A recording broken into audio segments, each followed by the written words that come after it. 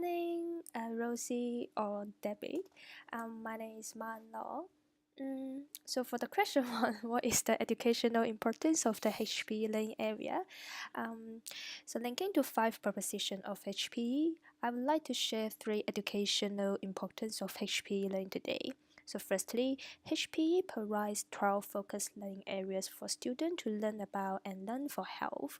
It contains physical, mental, social, spiritual, and emotional aspects to help improve student health literacy. So in learning, students can assess, evaluate a range of knowledge, understanding, and skills that promote and maintain their own and others' health and well-being. So through learning, it provides many opportunities that students can use their health knowledge base in their lives, improving their problem-solving abilities in health. So it is important to know that HPE values meaningful movement-based activity learning experience, so which provides opportunities for students to engage in physical activities with confidence. This could enhance their personal and social skills and behaviors that contribute to health and well-being. So for the second point, HPE curriculum engages and motivates students to learn through health. It employs critical inquiry approach that supports student research, analyze, and apply knowledge in health and movement areas.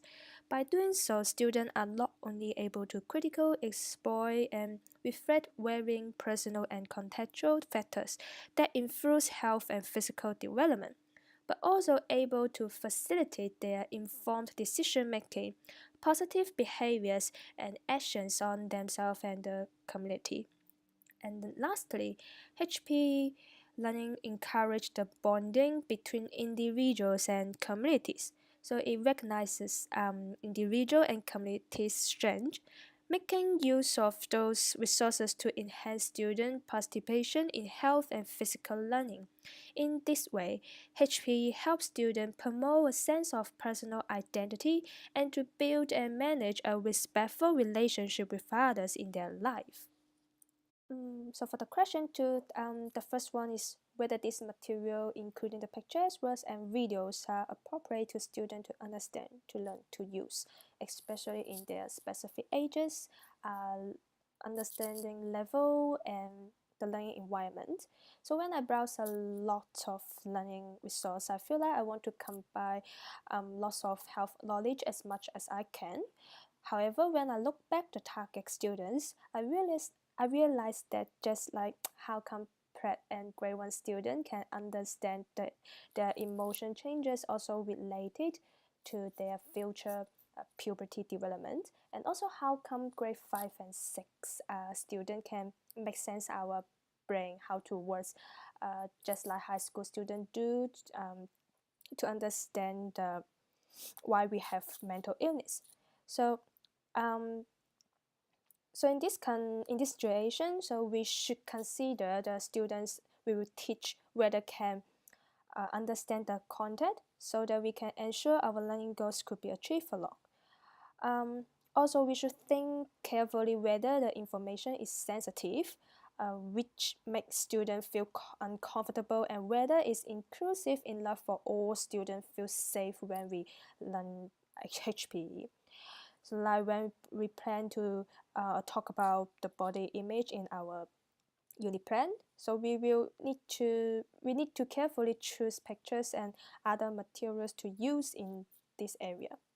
Appropriate resources also means reliable and accurate. So today for me, I relied heavily online on the online resource when I do planning, because the internet just provide a range of information for us to share, to use.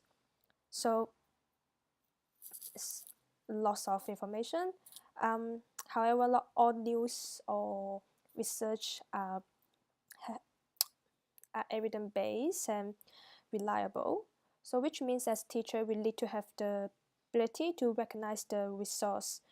This could be improved by comparing different resources as much as we can, and also continue extending professional learning in this area in HPE. And also when using those resources, teachers also need to consider the resources are catered for all children with different learning abilities and learning styles.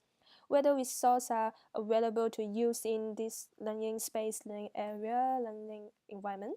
So in our unit parent, we also integrate a wide range of resources such as books, videos, and digital resources to support all students or children to access to HPE knowledge.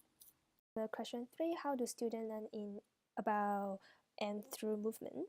So 3 dimensions of movement meaning in physical education were highlighted by Arnold in 20th century, which is education in movement, education about movement, education through movement. These 3 dimensions are independent and overlapped. So based on Arnold's 3 dimensions, linking to today's HPE, learning in movement focus on a range of move skill acquisition and actualization. So helping students to become aware of their bodies and express how it makes them feel when moved in a certain way. For example, students feel excited when they are jumping. They can feel the stretch from the feet and legs when they jump.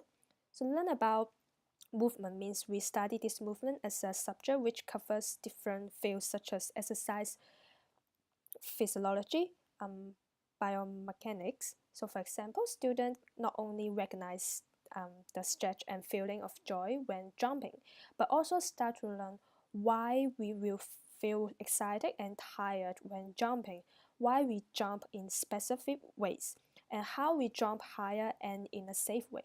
So this knowledge not only covers physical education, but also extend to biology. So we will feel excited because dopamine will be increased when we are jumping, and also biomechanics about how our muscle works when jumping. So through movement aims to develop a person's physical, emotional, and social aspect through participation in physical activity.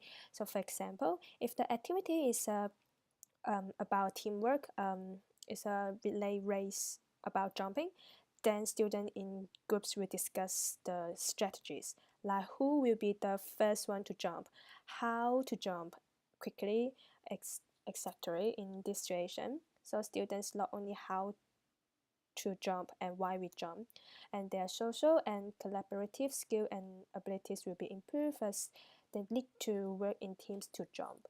About the question 4, I would like to describe how I plan and use a range of teaching strategy to meet standard 1.5, differentiate teaching to meet the specific learning needs of students across the range of abilities in the proficiency level of the HPST.